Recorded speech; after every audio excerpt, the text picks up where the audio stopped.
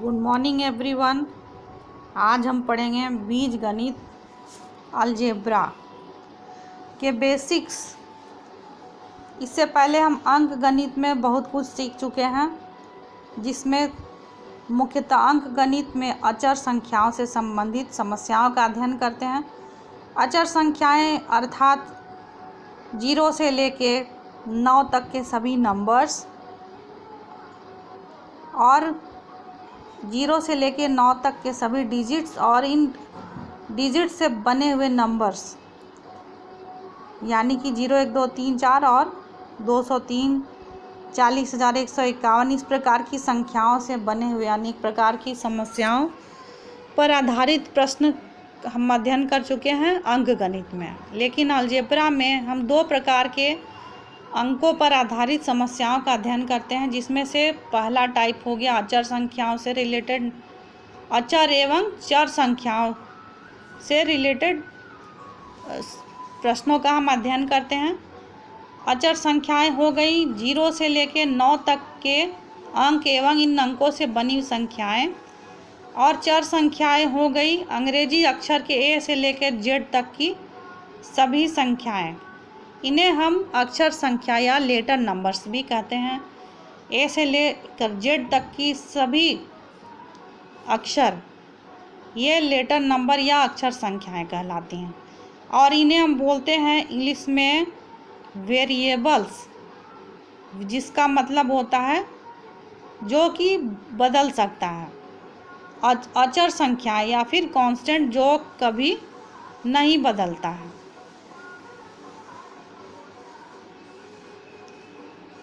तो इस प्रकार से अलजेब्रा या बीज गणित में हम चर एवं अचर दोनों प्रकार की संख्याओं पर आधारित प्रश्नों का अध्ययन करते हैं। इन चर और अचर संख्याओं को मिलाते हैं हम अनेक प्रकार की संक्रियाओं द्वारा, जोड़, घटाव, गुना या भाग के द्वारा।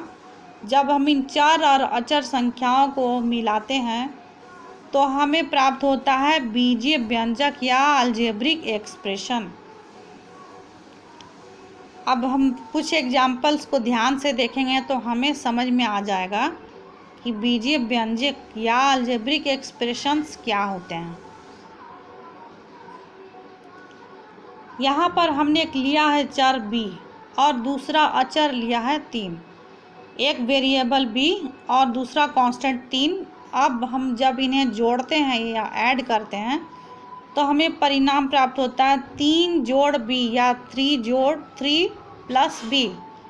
यहाँ 3 प्लस b जो परिणाम प्राप्त हुआ है उसे हम एक बीजीय व्यंजक कह सकते हैं। दूसरा एग्जाम्पल है x y। यहाँ पर x को 2 बार लिया गया है, y 1 बार लिया है, एक कांस्टेंट लिया है -4, और यहाँ पर हम कर रहे हैं इन सब को गुना। तो -4 x और y को गुना करने पर हमें प्राप्त होता है -4 x 2 बार है इसलिए x का घात 2 लिखा, और y यहाँ पर -4 x² y को हम बोल सकते हैं अलजेब्रिक एक्सप्रेशन या बीजीय व्यंजक। तीसरा एग्जाम्पल है, हमने लिया है एक चर संख्या या फिर एक वेरिएबल z और एक कांस्टेंट या फिर एक अचर 1/2। इन दोनों को हम घटाव कर रहे हैं, सब्ट्रैक्ट कर रहे हैं, तो हमें एक परिणाम प्राप्त होता है z-1/2। ये z-1/2 जो हमें रिजल्ट प्राप्त हुआ उसे हम कहेंगे अलजेब्रिक एक्सप्रेशन।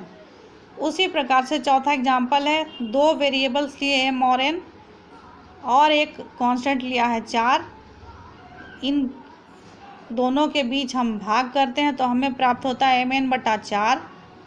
इस प्रकार से mn/4 भी हो गया एक बीजीय व्यंजक या अलजेब्रिक एक्सप्रेशन। अब हम नेक्स्ट देखते हैं बीजीय व्यंजक के पद। बीजीय व्यंजक 3x जोड़ 7 यहाँ पर एक बीजीय व्यंजक है। इसे अगर हम एक सीढ़ी पे सजाते हैं तो यहाँ है 7 बीच में जोड़ का चिन्ह है और इस स्टेप पे है 3x। तो पहला स्टेप है 3x और दूसरा स्टेप है 7। ये पहला चरण हो गया, ये दूसरा चरण हो गया। बीच में जोड़ का चिन्ह के द्वारा इन दोनों को अलग किया गया। तो यहाँ 3x पहला पद हो गया और 7 हो गया दूसरा पद। 3x पहला पद, 7 दूसरा पद। सेकंड एग्जाम्पल है 2xy माइनस 4। अब यहाँ हम 2xy माइनस 4, सेपरेटर तो प्लस के रूप में नहीं है, माइनस के रूप में है, लेकिन हम -4 को लिख सकते हैं प्लस ऑफ -4।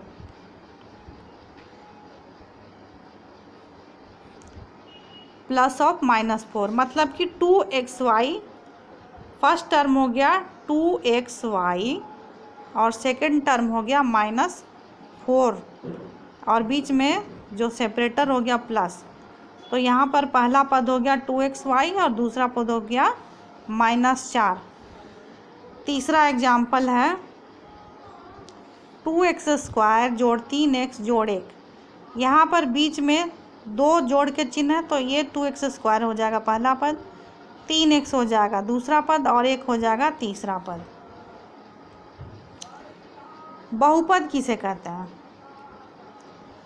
एक या एक से अधिक पद वाले व्यंजक को बहुपद कहते हैं। इसमें प्रत्येक चर की घात एक पूर्ण संख्या होती है। जैसे एग्जाम्पल देखा जाए, पहला एग्जाम्पल है x²। यहाँ पर x का घात है 2, x², 2xy, 2a²b। यहाँ पर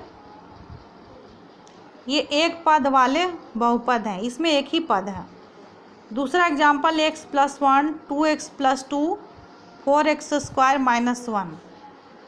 ये 2 पद वाले बहुपद हैं, इन्हें कहते हैं द्विपद। तीसरा एग्जाम्पल है -x² + 2xy + 1 या x² - 2x - 1। ये 2 एग्जाम्पल हैं तीसरे टाइप का, इन्हें हम कहेंगे त्रिपद। तो एक पद वाले बहुपद को हम कहते हैं मोनोमियल, 2 पद वाले बहुपद को हम कहते हैं बाइनोमियल और त्रिपद वाले 3 पदों वाले बहुपद को कहते हैं हम ट्राइनोमियल्स। अब देखा जाए समान पद और असमान पद क्या है। तो यहाँ पे एक एग्जाम्पल दिया हुआ है, 3 बीजीय व्यंजक लिखे हैं। पहला बीजीय व्यंजक है -6xy, दूसरा है xy और तीसरा है 4xy।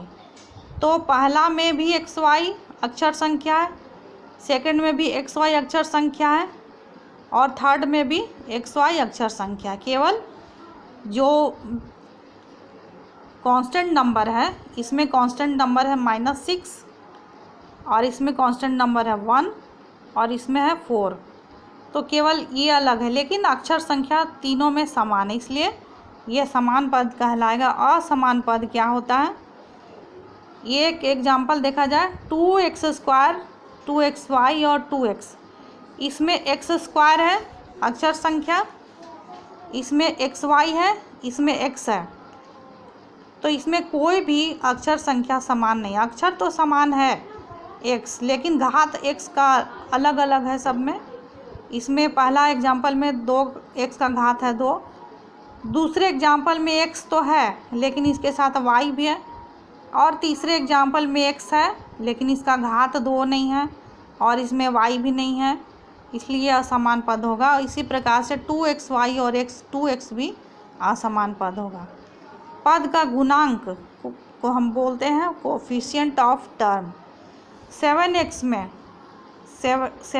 में इस पद का गुणांक हो जाएगा 7 -4x² y। इस पद में हो जाएगा गुणांक -4।